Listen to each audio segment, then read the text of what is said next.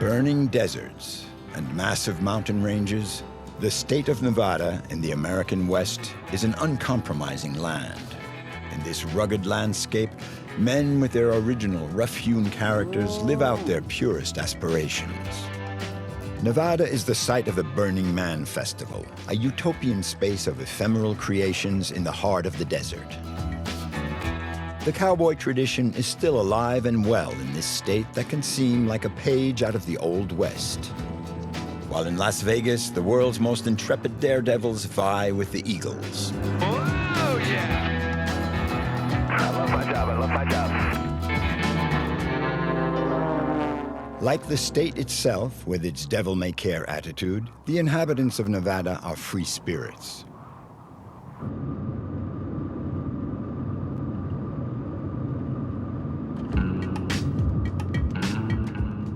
Matt Schultz is heading up to Black Rock Desert, a 3-hour drive from his place.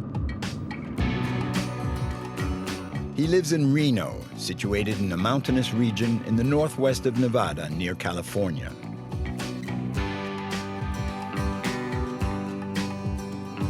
Matt is totally familiar with this road to Black Rock. He knows it will transport him to another world. It feels like you're on another planet. This looks like Mars. And in that, there's this wonderful beauty. You can see the mountains and the way the earth was formed.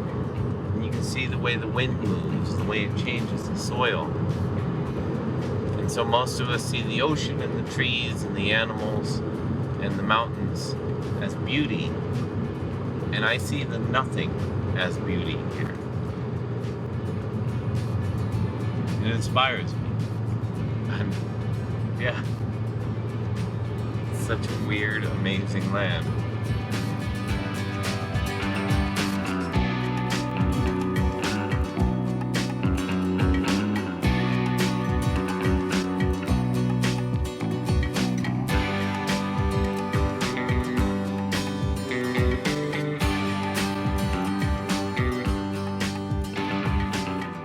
Black Rock is not your ordinary desert.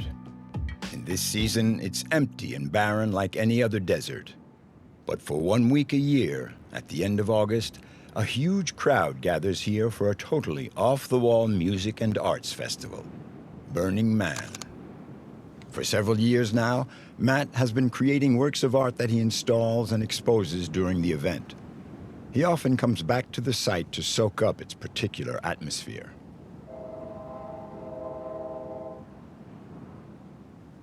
This desert is a lot like a blank canvas. It's just waiting for a painting. Yeah,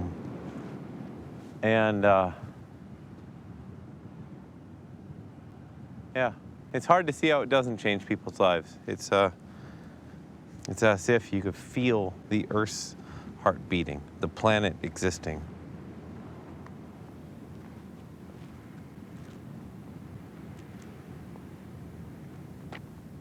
It all started over there. And then just started making big art. It's funny to think that we built these giant art projects like maybe a mile that way, just in the middle. Just built these giant things, and there's nothing here. There's nothing left. It's all completely gone.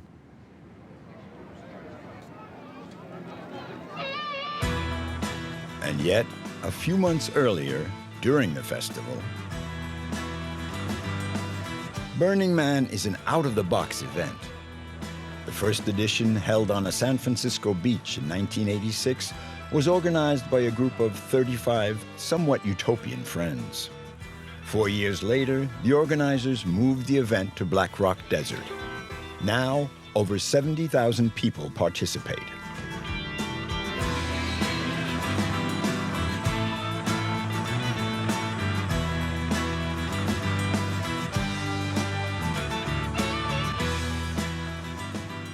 Matt exposed his first work at Burning Man in 2012, a 100-meter-long jetty leading to the wreck of a Spanish galleon beached in the middle of the desert. That was our first hit. I remember sitting inside of it and watching people come in, and they had this face like we had given them Christmas. Like a little kid when they run downstairs to see the presents under the tree. Small talk and what? When you think of the European explorers, they stood at the end of those piers wondering what was on the other end of the world. It was like getting onto a rocket and flying into space.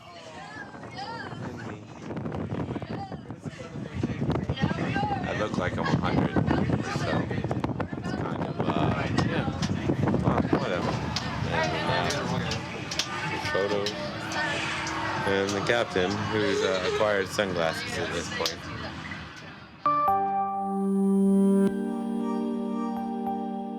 So right next to Reno every year is a city that appears for a week called Black Rock City, and it's the home of Burning Man.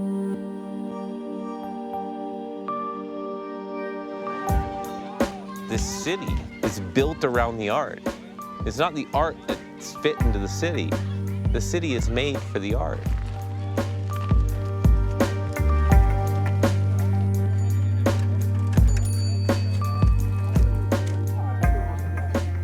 The city is the weirdest, strangest, loudest, quietest, most horrible, wonderful place ever made.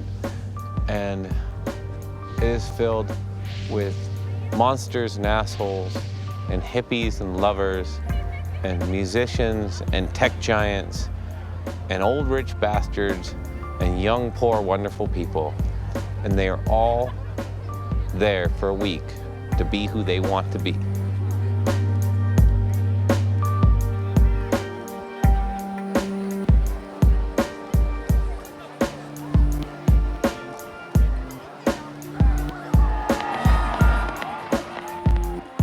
Every year, the festival concludes with a euphoric ritual of destruction. They burn the huge effigy that is the symbol of Burning Man. All the other works go up in flames as well. Not a trace must remain.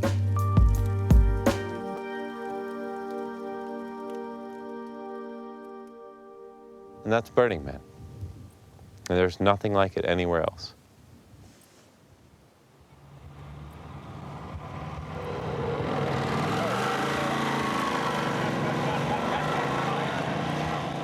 Thanks to Burning Man, the city of Reno has been attracting the most extravagant and offbeat characters from all over the world. As a result, the artistic scene of this small city has been booming. Matt is the director of a creative space here, the Generator. No. It does get louder. We played it like it's Personally, I'm kind of viewing, I think the chaos is a little Yeah, no, I'm down. Today, they're shooting the latest music video of the group Bazooka Zoo. It'll be cool to see what they make, and then, you know, it's really rad. This part of the Generator is just for people to come in for the day and work on whatever. And this is whatever they're working on. A rad music video for a great band. What are we doing here?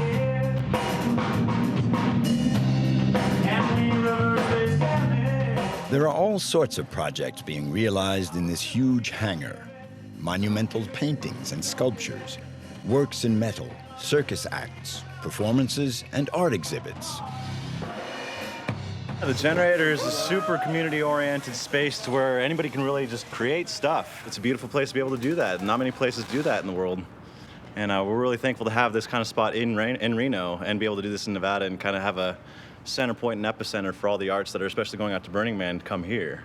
It's a blessing. It's really cool. Pretty cool, man. Pretty cool.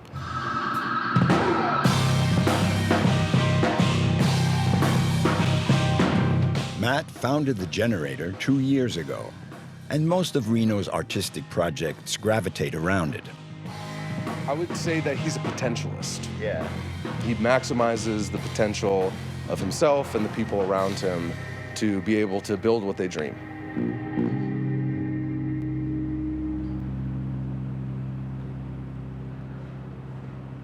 Cut. Yeah, way better.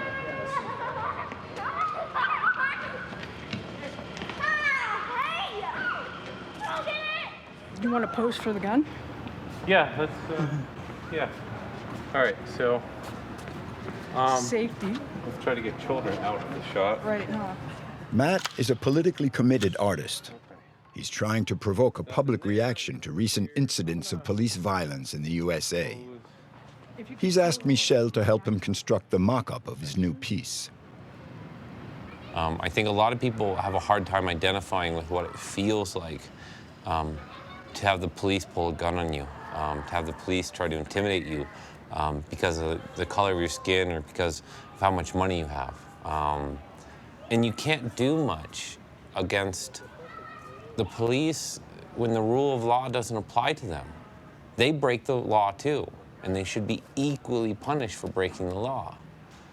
But if a police officer can freely shoot a homeless man in the back and murder him and not get charges, this is not my worldview.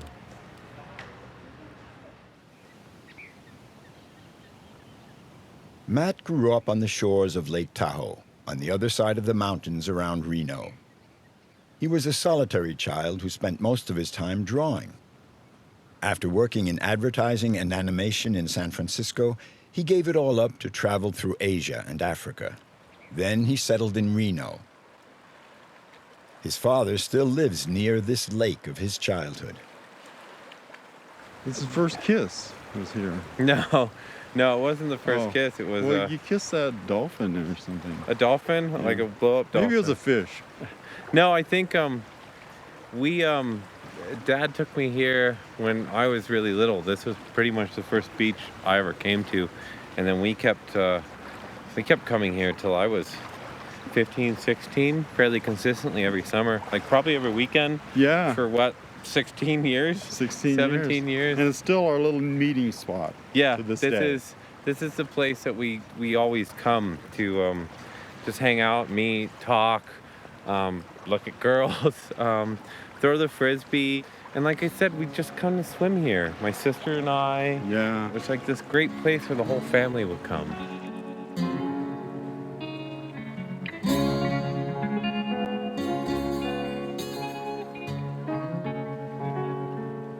We haven't done this in a while.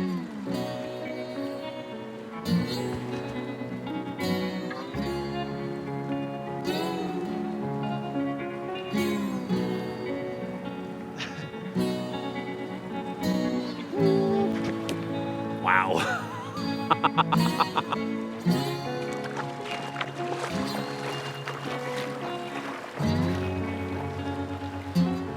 Oh, I don't know if I can communicate that it's maybe 1 degree Celsius, the water.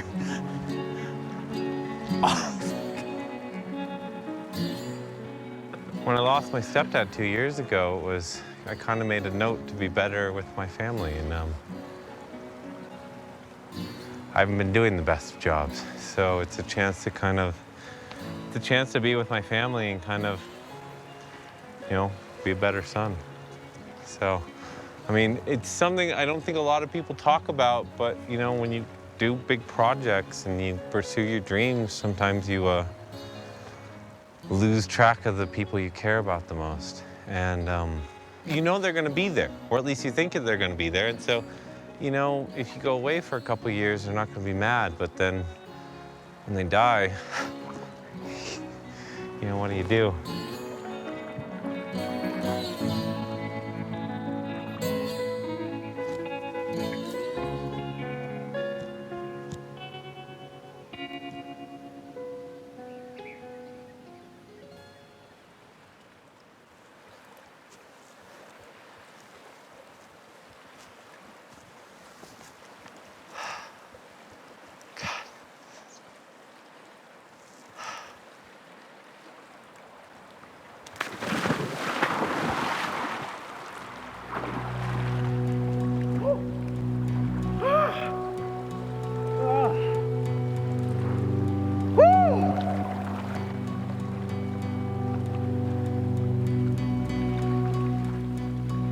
It's the balance. It's that kind of yin and yang. Sometimes the madness of it all. Sometimes all the ideas and the people and the way we all spin about compels me. But sometimes I get spun too tight and I have to unspin. And so this is my spot where I slow down to stop before I get spun up again. And it's just, this is the only place I've always been. In my 35 years of life, this is the only place that is consistent. It's always like this. And when I fall asleep and I dream about the future, this is here, and it's just like this. And when I think about the past, this is here, and it's just like this.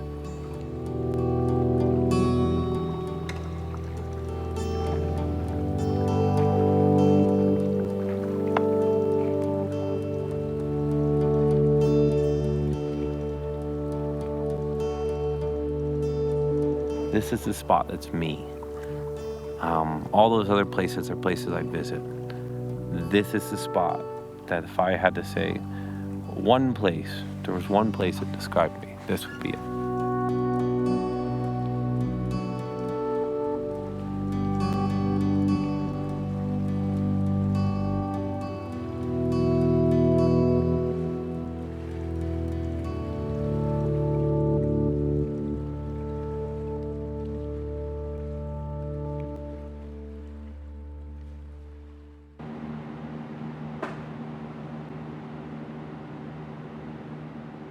Matt had a huge success at the 2014 Burning Man Festival with his piece, Embrace, his latest monumental work.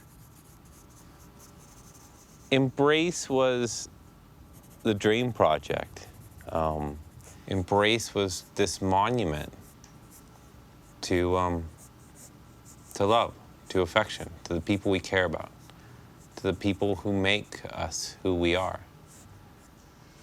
And we had this ridiculous idea that we wanted to build two people, two giant people, hugging. In November of 2013, we started building.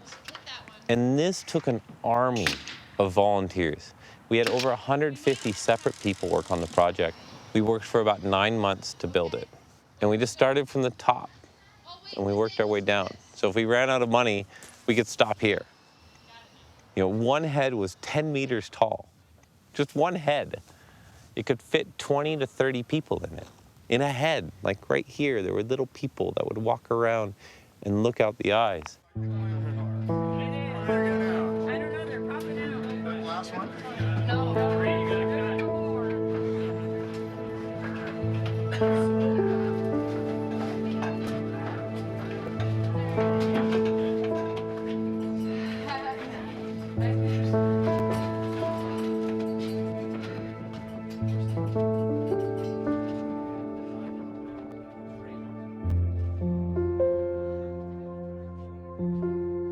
It was big, it was giant, a bit like a cathedral.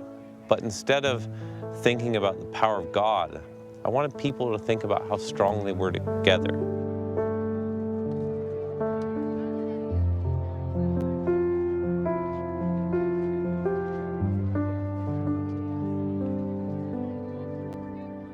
And the whole structure was built to look like it grew there. Like these were giant tree people that twisted out of the ground and grew into these amazing creatures as they slowly hugged. Maybe they had been growing there for 500 years. And in another 500 years, they would finally fully embrace each other.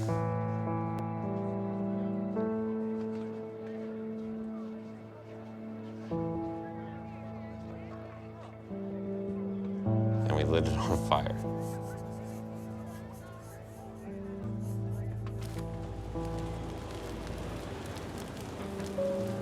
And watched the whole thing burn until there was nothing left.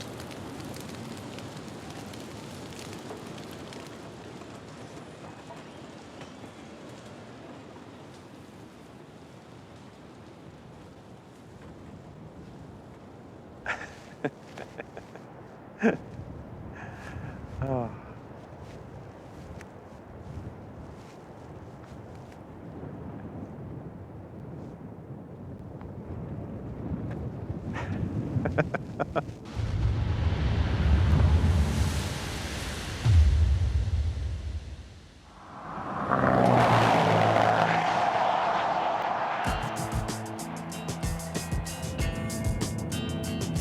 Andy Hedges is a musician from Texas. He's 35 and is part of a young generation captivated by the cowboy culture. Now he's touring Nevada, driving on Highway 50, which Life magazine once called the loneliest road in America. Traveling this route, Andy is sure to find the genuine America, the America that he recaptures in his songs. I love traveling. I love being on the road, and especially in a beautiful place like this in the middle of Nevada, away from the city and these big, wide open spaces. You can really kind of clear your mind out, and it's a great way to get ready for a gig, you know, and think about what you're gonna do. And yeah, I love it. There's something powerful about just letting this all pass by you and thinking about that on your way to play music. And it, I think, makes the performances better, makes the songs that much more powerful.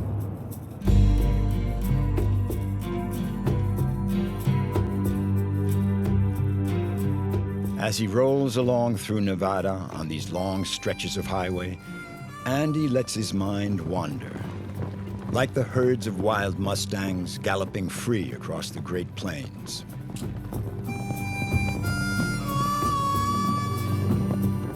The music that Andy likes is inspired by the myth of the cowboys and pioneers who built America.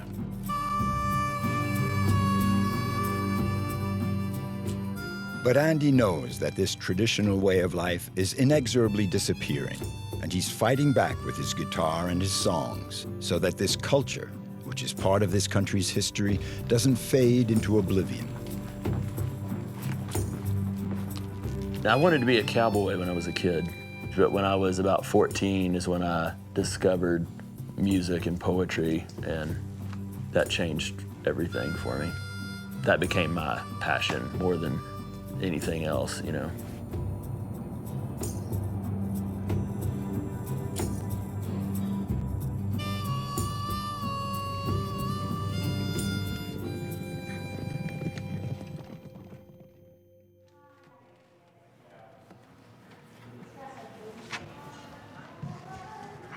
Sun and Saddle Leather by Charles Badger Clark. I collect these classic cowboy poetry books, and I recite some poems from this book. And a lot of poetry has been set to music over the years, and some of the classic American cowboy songs were originally poems by Charles Badger Clark. It's great stuff. You could almost turn to any page and find something riding.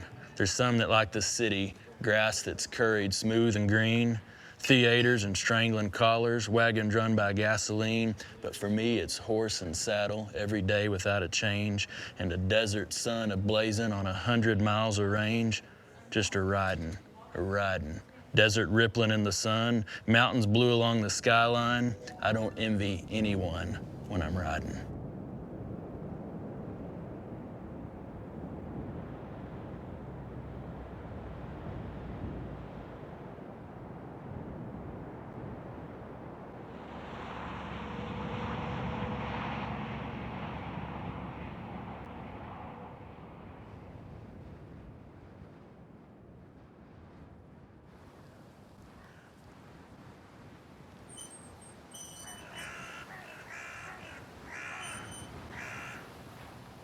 Middlegate Station is one of the rare inhabited spots along Highway 50.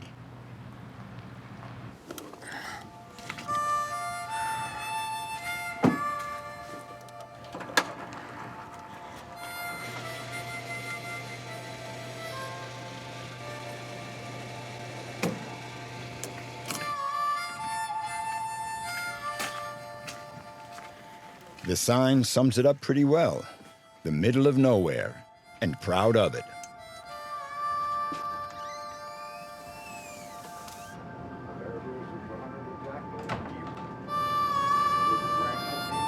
I have no idea.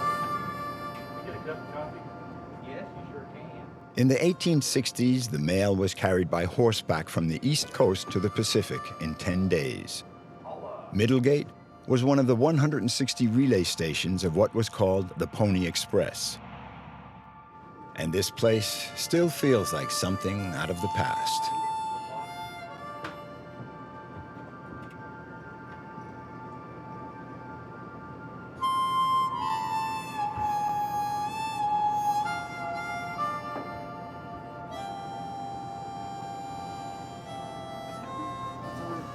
So is the population really 17?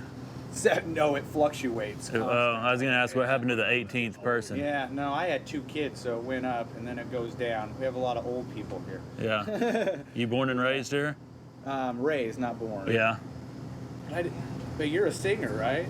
Yeah. They just had a gigantic for our fundraiser. Yeah, it was. So where do y'all set up and play back? Oh, they take back the in here? tables out back there. Okay, yeah. Back there. My cousin went to Great Basic College there. It's in places like Middlegate, lost in the heartland of America, that you can still hear authentic Western music. Short saying this is nice weather for Yeah. outdoor. We got a guy plays here every Saturday night.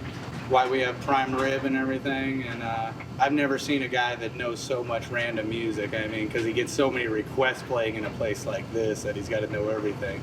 He was a diehard Grateful Dead and Rolling Stones guy. Beatles, loves the Beatles, but you know, out here we're like, play some country music. So he had to learn Johnny Cash, stuff he never thought he would in his entire life, just for the people. So it's actually a weird place that you think that music wouldn't exist, but it runs the place. All right. Oh man.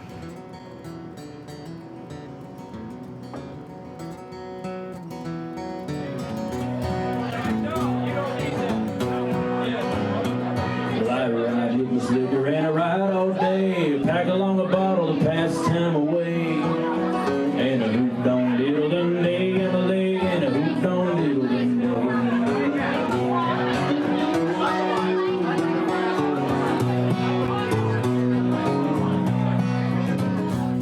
Oh, I know a girl who's gonna leave her mother, and the devil down in hell would stir up such another. A hoop don't diddle dum day, Emily, and a hoop don't diddle dum day. Well, she rides on a pinto, works on the drag, her petticoats flapping like a pair of saddlebags. Nevada is vast and mainly desert. Andy continues his quest in search of the icons of the great American West. His songs that drift across the monotonous plains stretching between the mountain ranges evoke the men who once rode this arid land, driving vast herds of cattle.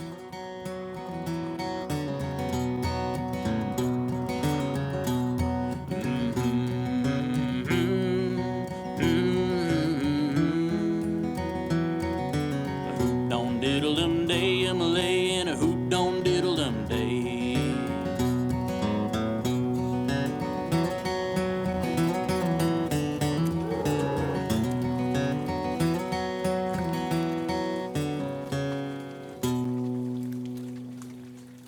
Kelly and Jake embody traditional America. They live on a totally isolated ranch in close touch with nature in its raw state and their livestock.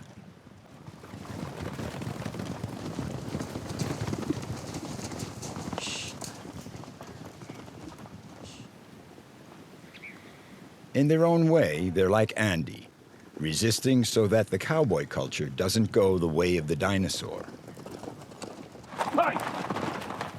You know, it makes me feel good to see young folks out here living close to the land and really pursuing this life. You know, I sing these old songs, and I'm so interested in this cowboy poetry tradition, and it comes out of this life, and it's really an honor for me to get to know folks who live the life and you know, my hope in the work that I do and in my art is that people like Jake and Kelly would appreciate it and feel honored and respected. Andy has put a traditional poem to music, the Cowboy Blues. It's his latest composition, and he's going to try it out in front of his friends. I've always loved the poem because it's just so perfectly kind of tells the story of how people are enamored with the cowboy life and culture, but oftentimes they have a romantic view of it that has little to do with reality. And it's just a really fun story, and there you have it, you know, Chuck Wagon Blues. Gila monster and a rattlesnake for my pet. And I wanted to eat live scorpions and watch the tender feet sweat. And I wanted to die with my boots on whenever they brought me the news. And I wanted to be a great hero, and now I'm sick with the Chuck Wagon Blues. Being a cowboy means making sacrifices. Kelly and Jake gave up everything to live in this wild land. They even decided not to have children in order to give all their attention to their livestock. There are not many as impassioned as they are around to carry on the tradition. At this place, we do everything horseback. It's easier on the cattle. The objective is the lowest stress possible way to raise these animals in a manner befitting to them. We take pride in the horses that we make, in the cattle that we raise, and the horses that we use to raise the cattle. It's a full circle process.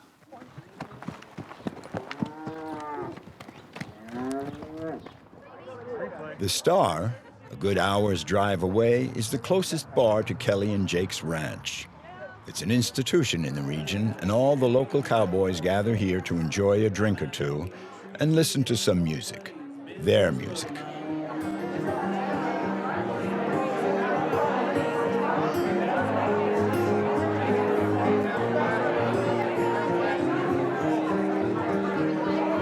One of these days gonna wake up crazy and pack my bags and leave my baby. It ain't nobody's business but my own. Well, it ain't nobody's dirty business.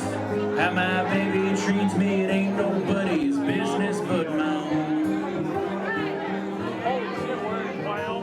One of the reasons I love to play music is because I love to travel and the wonderful folks I get to meet, and just the joy of sharing the music with folks who appreciate it. So, you know, I think anybody that picks up a guitar, that's kind of what they're hoping for.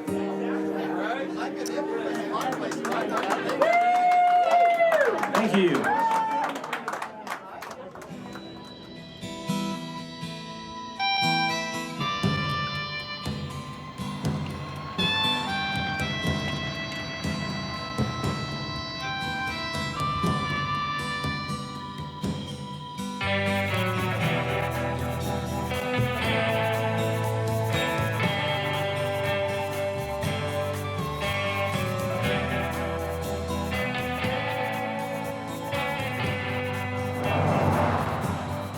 Cowboys have fired people's imaginations the world over through westerns. Hollywood made them heroes. Andy never gets tired of singing their story, as if it were a way to keep the heart of Nevada alive and beating.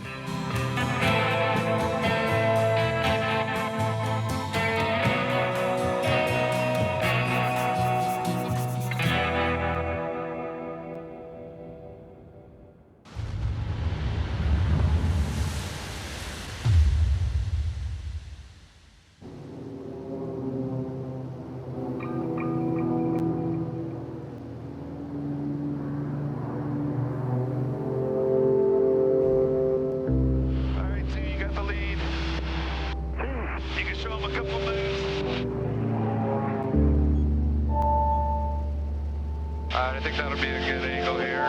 Get a little bit closer too. Oh, no, actually, we're good. This is good. There are some people's dreams that are a bit eccentric, and then there are others that are totally off the wall.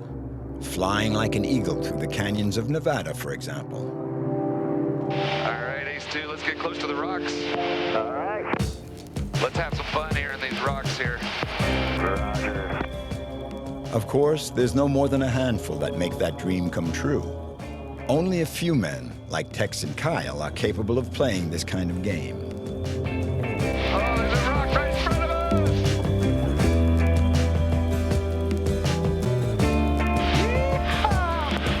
How cool is that?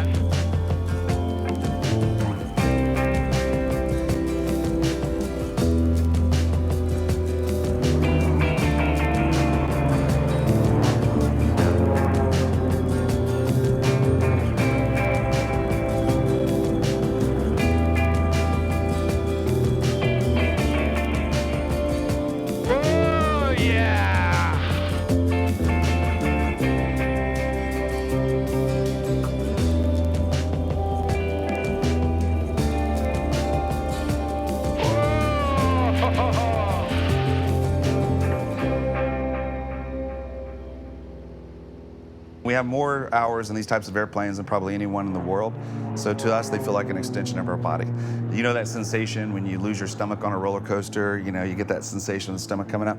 My body is actually immune to that now. I can't feel that sensation anymore. So my body is as accustomed to being upside down as right side up, so it doesn't really react in that way. So I don't think fear is an emotion I feel that much anymore. But I mean, I've done a lot of extreme things for a lot of years. I'm kind of an adrenaline junkie, so it takes a lot to get my pulse going these days.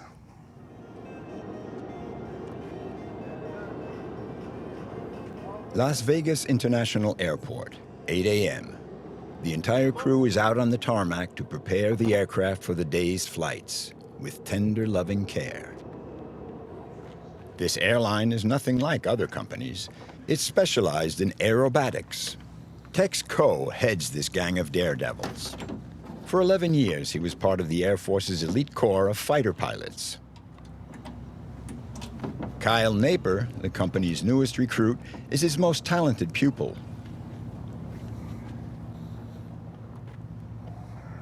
This airplane can roll at 420 degrees per second. So that's more than a rotation per second.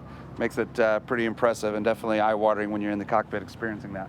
And then this is a huge rudder for the size of the airplane. You can see that this gives you a lot of ability to yaw the aircraft to make it uncoordinated, so you can make it flip end over end. This rudder allows you to do that. So that's kind of what you got. It's for a pilot, it's about a dream come true. I don't know, you got anything to add, Kyle? What do you think about the extra 330 versus what you flew in your earlier days? Oh, it's a pretty impressive aircraft as far as the maneuverability, and you know, most people that fly in this thing, they always say that an airplane shouldn't do these things, but for some reason this thing does, and that's what it's designed to do. So it's a pretty impressive aircraft, and it's a luxury to fly in one, actually. It's a very expensive toy, yes.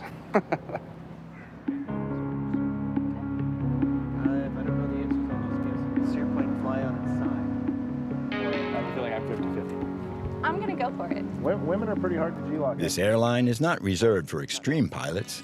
It's also a flying school. All the pilots are instructors as well, and the novices are pretty lucky to be learning with them. I'm passionate about aviation. It's been really good to me, so I like kind of encouraging the next generation of aviation enthusiasts. So this is an exciting part of my job, not just to share the exciting part of flying, like aerobatics that I love so much, and the dogfighting, but actually, you know, kind of helping people plant that seed of you know, wanting to be pilots themselves. Who wants to volunteer as the first flight? All right. Texas Flying School also offers initiation flights in aerobatics for the thrill seekers passing through Vegas. Ray here wants to take to the air for a little rush of adrenaline. Since I was a little kid, I wanted to be a fighter pilot when I grew up. Really? But yeah, my eyesight wasn't good enough, so I had to do something else. But so this is a life dream come true. Put this on like a backpack. Hope I don't have to use it. If you do have to use it, however, here's the D-ring, okay? All right. All you do is grab it and pull straight out front. Not like this, because you spin around, just pull straight out. A lot of people do two hands.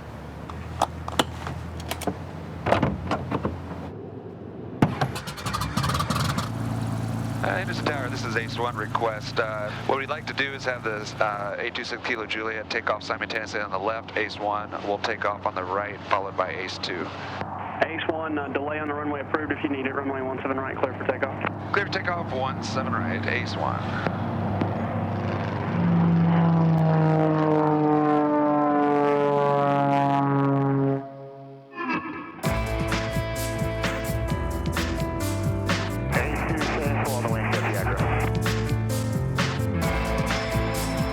What's up, fellas?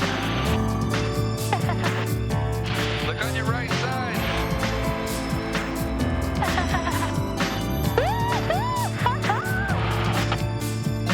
All right, we'll sneak up on them on the back side. Smoke on, aileron roll. Smoke off. For Kyle and Tex, aerobatics is their way of defying death, and they do it with a laugh. A dangerous game, but so very exciting. Aileron roll. Smoke off.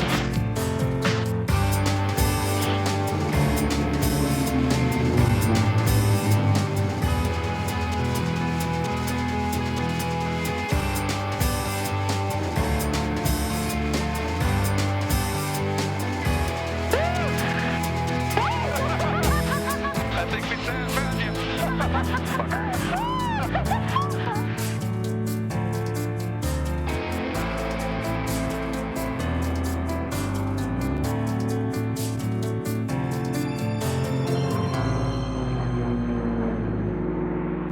These two pilots have gone way beyond mere flying expertise.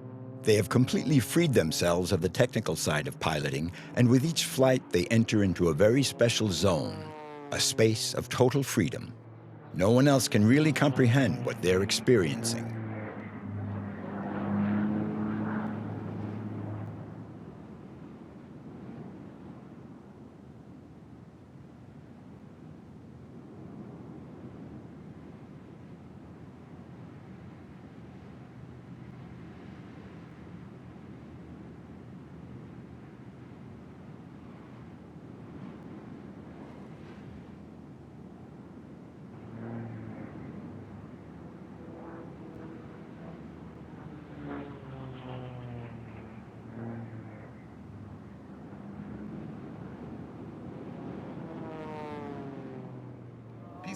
Peace sign, or thumbs up.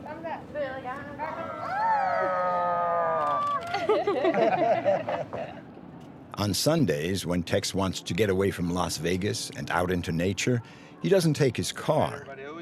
He flies his family and friends to the border of Arizona, the neighboring state.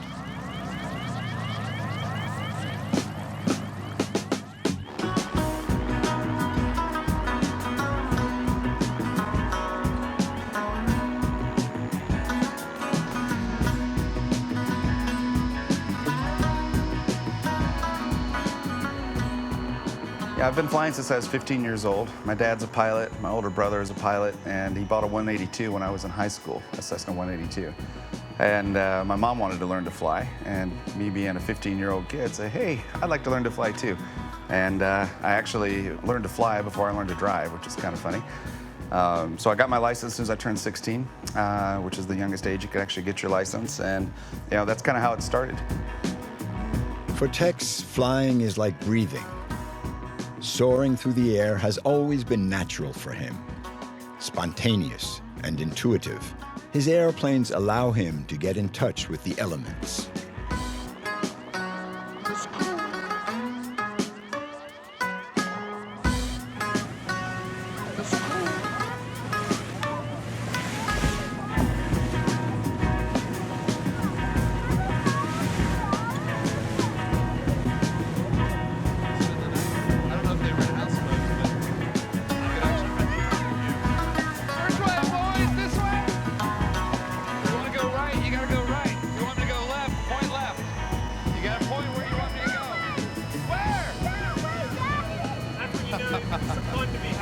Hey, look, it's a lighthouse.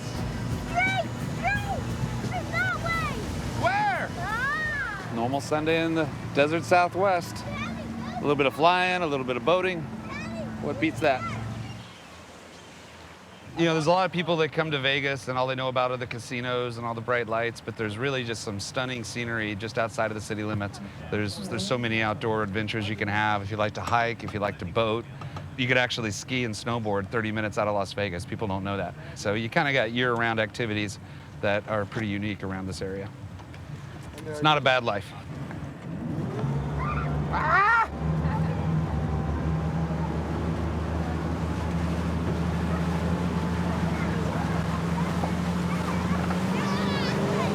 Go the other way, that way. Whoa, not too much. Are you trying to kill us? Tex and Kyle carry on having fun in the canyons of Las Vegas. But they know the rules of the game. There's no room for error.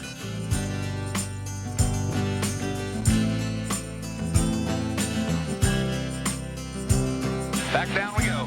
All right, here we go. Starting from now, let's forget all we know. Let's drift along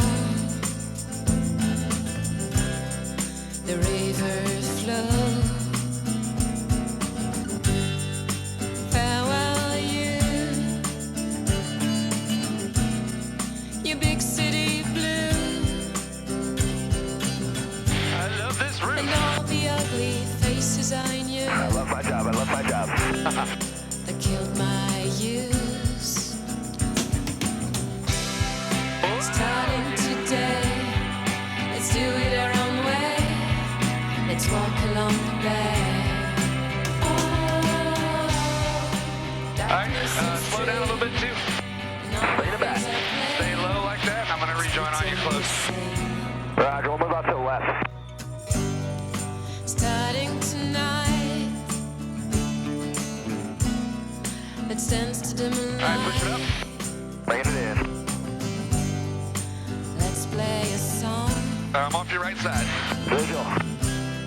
And pretend we're strong. All right, climb it up. All right, come on, left. Left. Look for any helicopters. You big Keep an city eye out. blue. And all the ugly faces All right, let's climb it up to 4,000 before we turn back in. Roger. Aviation has been a fantastic career for me. I mean, I was kind of headstrong and a little bit rebellious when I was younger, and I felt like the military probably gave me a sense of direction that I would have otherwise lacked.